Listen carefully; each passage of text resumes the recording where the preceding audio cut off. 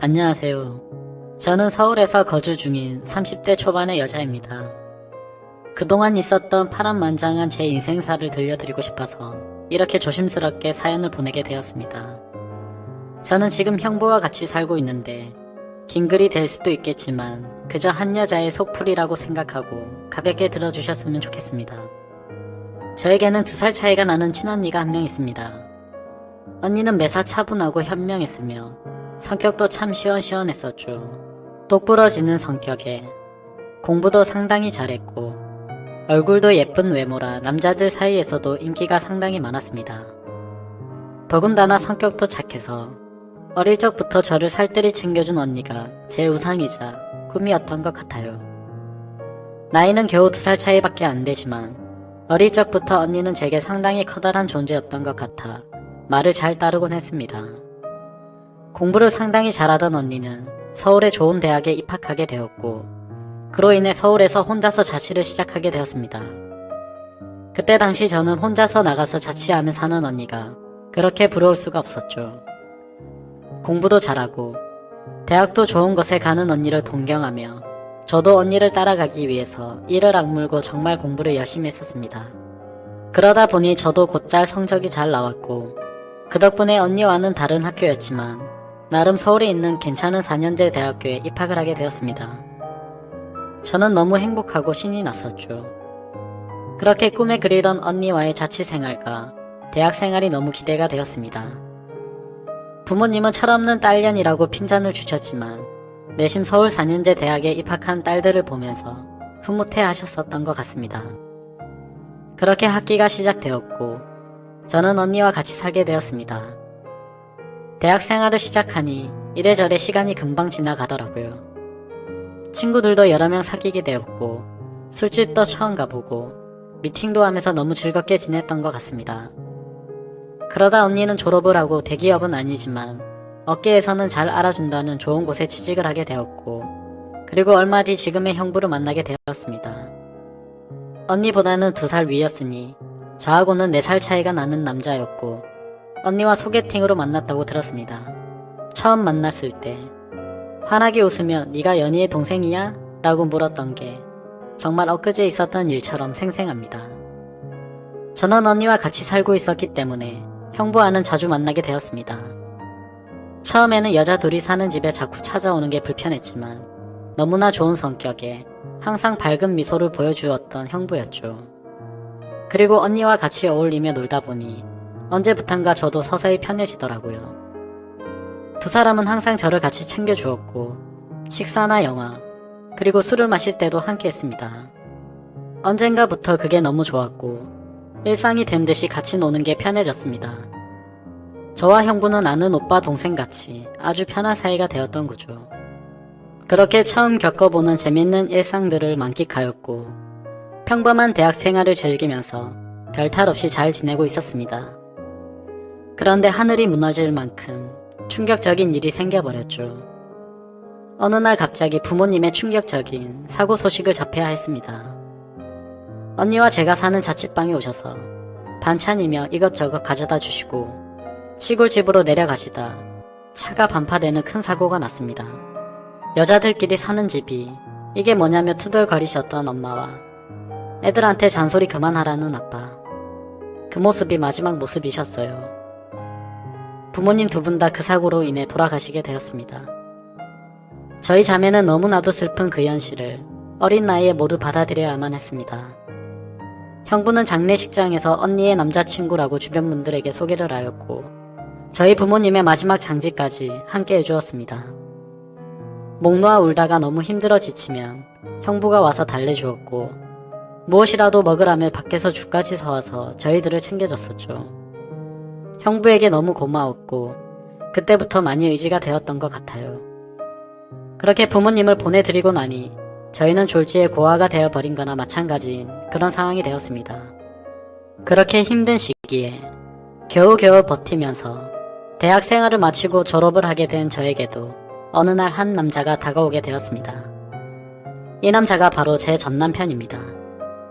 부모님이 돌아가시고 형부와 언니에게 많이 위로받고 기대면서 살았지만 그걸로는 제 마음이 채워지기에는 부족했었나봐요. 자상하게 다가와서 제 말을 잘 들어주던 그 남자와 연애를 하게 되었고, 저는 자연스럽게 그 남자에게 제 삶을 기대고 많이 의지를 하게 되었죠.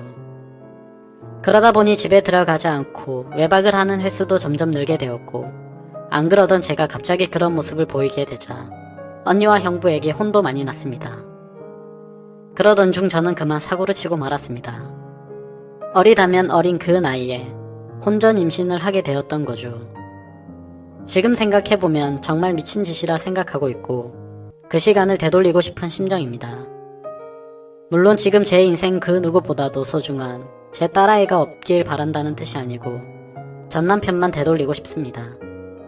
하지만 그때 당시에는 그 남자를 많이 의지했고 사랑했었기에 미래가 행복할 거라 꿈꾸고 아이를 낳자고 마음을 먹었습니다. 그렇게 저희는 예정이 없었던 결혼을 급하게 하기로 한 거였죠. 그래서 저는 언니와 형부에게 이 사실을 알렸고 정신이 있는 거냐며 많이 혼났었던 것 같습니다. 잘 살 테니 걱정하지 말라고 얘기를 계속해줬지만 그게 말처럼 쉽게 될 리 없다는 걸 잘 알고 있는 두 사람은 저를 많이 설득하려고 했죠. 하지만 뱃속에 제 아이가 있었기에 되돌릴 수 없다는 걸 모두가 알았고 결국은 제 의견을 따라서 결혼을 진행하게 되었습니다. 그러나 상견례부터 참 쉽지가 않더군요. 그날부터도 많은 일이 있었습니다. 언니와 형부가 상견례 자리에 나와주었고 어른은 없냐며 대놓고 무시하던 시댁. 그리고 그런 경험을 처음 하면서 괜찮은 척 땀을 뻘뻘 흘리면서 시댁에 비위를 맞춰주던 형부. 매사에 정확하고 똑부러지던 제 언니도 저를 위해 성격을 죽이고 이리저리 무사히 상견례를 끝마쳤네요. 남자친구와 저는 어린 나이에 목돈이 없었기에 시댁에서 마련해주신 15평 남짓되는 빌라에서 아이를 출산하였고 신혼생활을 시작하게 되었습니다. 그런데 제가 꿈꾸던 결혼생활과는 정반대였습니다. 연애하던 시절에는 항상 저를 착하게 대해주던 남편은 결혼을 하고 난 뒤부터 마치 다른 사람처럼 180도로 바뀌었습니다. 잦은 음주와 외박, 그리고 저에게 욕설까지도 서슴지 않았습니다. 처음에는 단순히 벌어지는 실수라 생각되어 넘어갔지만 그게 점점 도를 넘어서더니 어느 순간부터는 제게 몹쓸 짓까지 하더군요. 부모가 없어 네가 개념이 없다며 욕을 하고 언니와 형부까지 싸잡아서 욕을 했습니다. 어리다면 어린 나이에 그 얘기를 듣고 있자니 서름에 북받쳐서 아이를 안고 많이 울었던 것 같아요. 하지만 저는 언니와 형부에게 제 상황을 이야기하지 못했습니다. 잘 살겠다고 큰소리 뻥뻥 치고 강행했던 이 결혼. 지금 제가 이런 대접을 받고 힘들게 산다는 사실을 안다면 언니와 형부가 너무 슬퍼할 걸 잘 알았거든요. 그렇게 저는 힘든 하루하루를 살아가던 중 언니와 형부는 결혼을 하게 되었습니다. 저는 그 당시 많이 힘들고 지친 마음이었지만 누구보다도 그 둘의 결혼을 축복했기에 밝게 웃으며 축하해 주었습니다. 그리고 저의 불행한 일상이 2년쯤 지났을 때였습니다. 남편의 폭언과 만행은 점점 더 심해졌고 어느 날부터는 술집 다니는 여자와 외도를 하는 사실까지 알게 되었습니다. 많이 믿고 결혼한 사람이었기에 그런 현실들이 너무 많이 힘들었었죠. 그래서 저는 이제는 이 사람과는 어떻게든 정리를 해야겠다고 생각하고 있었을 때였습니다. 하지만 현실적으로 이혼하고 나가면 어떻게 살까라는 생각이 들었고 아직 이렇게 조그마한 딸아이와 내가 잘 살 수 있을까 걱정이 들었습니다. 부모님께서 살아 계셨으면 내가 돌아갈 곳이 있을 텐데 하는 슬픔에 잠겼죠. 그러다 힘들어 지쳐 딸아이를 데리고 언니를 보러 집으로 찾아갔습니다.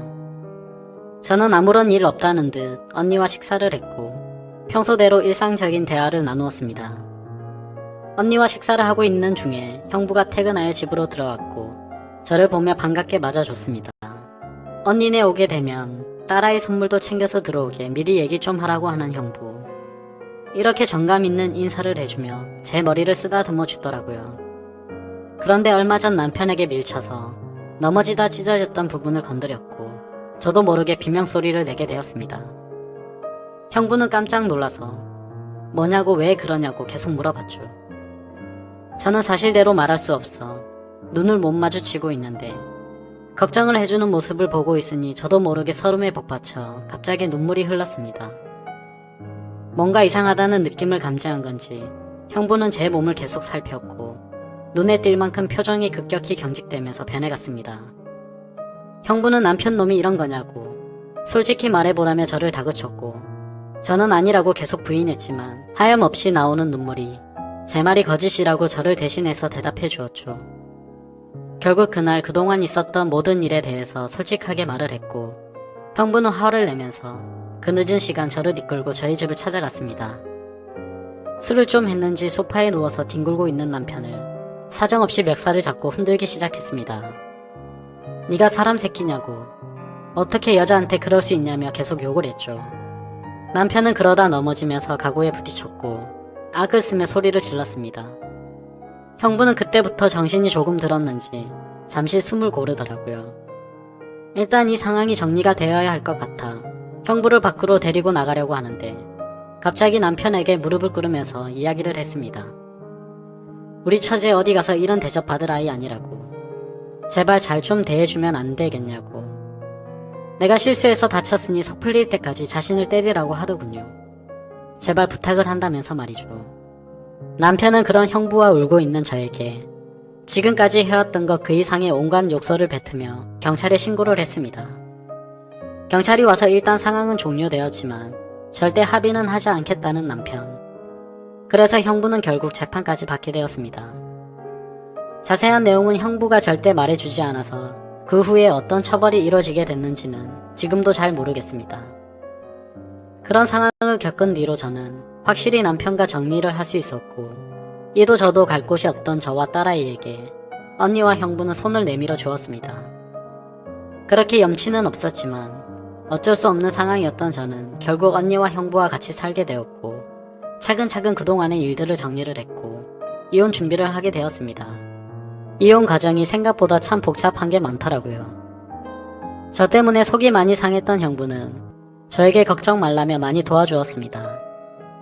너무 힘들었던 제게는 그때 형부와 언니에게 너무 고마웠었죠. 그리고는 예전 처음 형부를 만났을 때처럼 저와 언니 그리고 형부 거기에 제 딸아이까지 나름 행복한 생활로 돌아올 수 있었습니다. 딸아이는 아주 어려서 그간의 일들을 전혀 인지하지 못합니다. 마냥 이 상황이 당연한 일상인 듯 해맑게 커가고 있었습니다. 어쩌면 다행이었죠.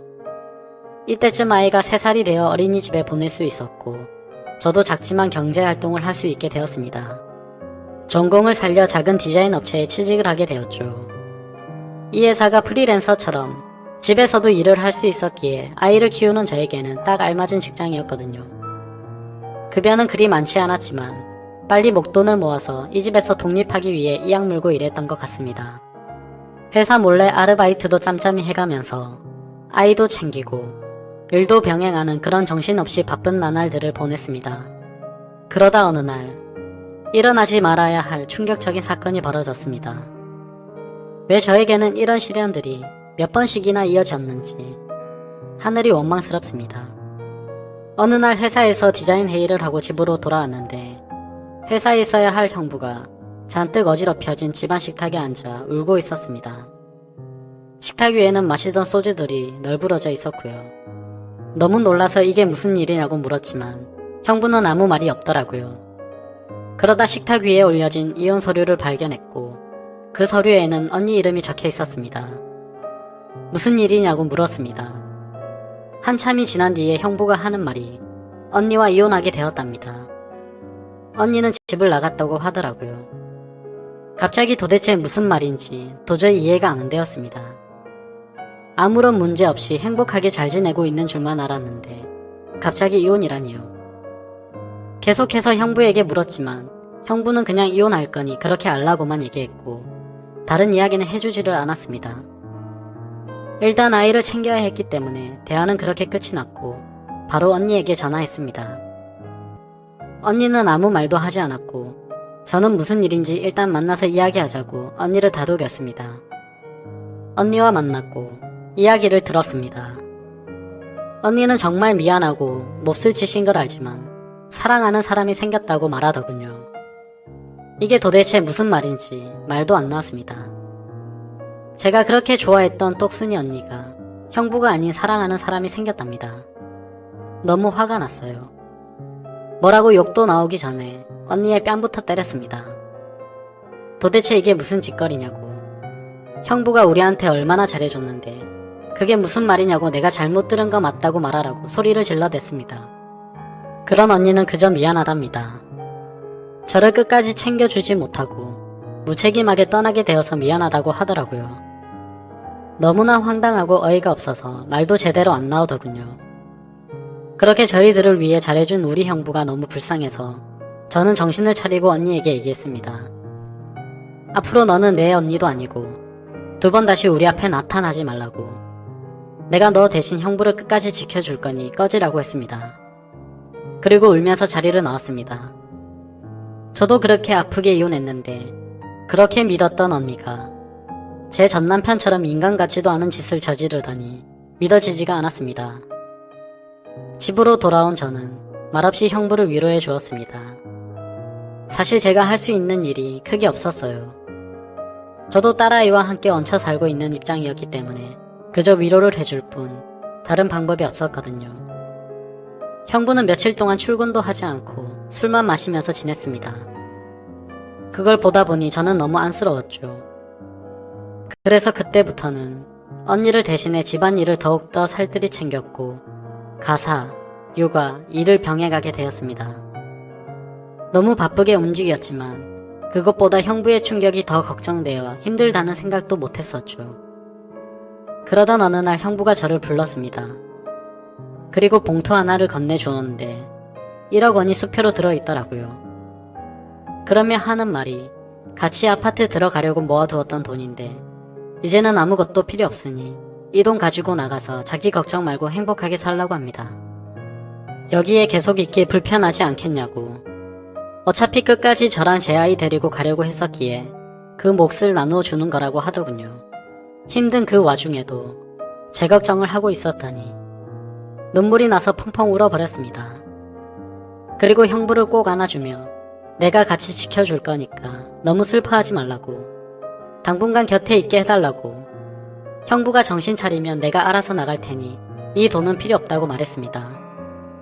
형부도 감정이 복받쳤는지 목 놓아 울었고 알겠다면서 고맙다고 말하더라고요. 그렇게 저와 저희 딸아이, 형부까지 비록 임시지만 새로운 가족이 되었습니다. 형부는 바랄 게 뭐 있냐고 아무것도 필요 없다며 언니와 조용히 합의 이혼을 했습니다.